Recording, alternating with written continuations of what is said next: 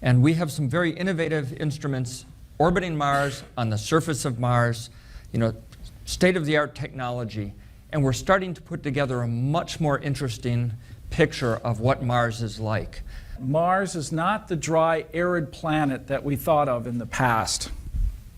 Today we're going to announce that under certain circumstances, liquid water has been found on Mars.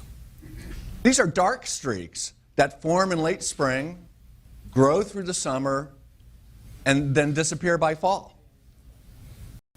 They actually begin way up near the tops of this hill here, and they flow down over the bedrock, and when they flow out onto the fans at the bottom, that's where they stand out most distinctly.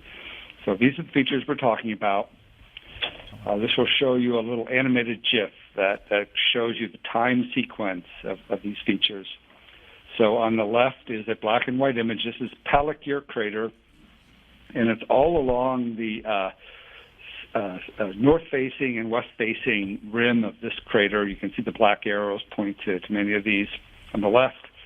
On the right is this animated GIF, and it shows the sequence where these start to form in the early summer. They grow either gradually, very gradually, or incrementally. Then they stop growing and they fade.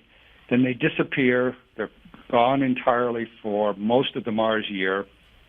The following Mars summer, new features appear and grow that are very similar. This means that the source of hydration, or the source of molecular water in the crystal structure of the salt itself, is either due to these features called RSL, or some other processes that created these streaks. Our findings strongly suggest that these recurring slope lineae are formed by liquid water on present-day Mars. The spectroscopic detection of hydrated perchlorates indicates that this water is briny and not pure.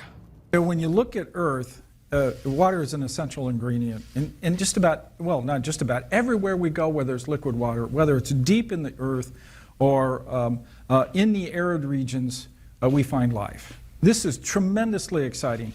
We haven't been able to answer the question, does life exist beyond Earth?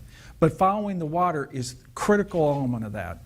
We now have, I think, great opportunities to be in the right locations on Mars to thoroughly investigate that. Water may be an important resource for future human explorers and inhabitants of Mars, and may decrease the cost and increase the resilience of human activity on the red planet.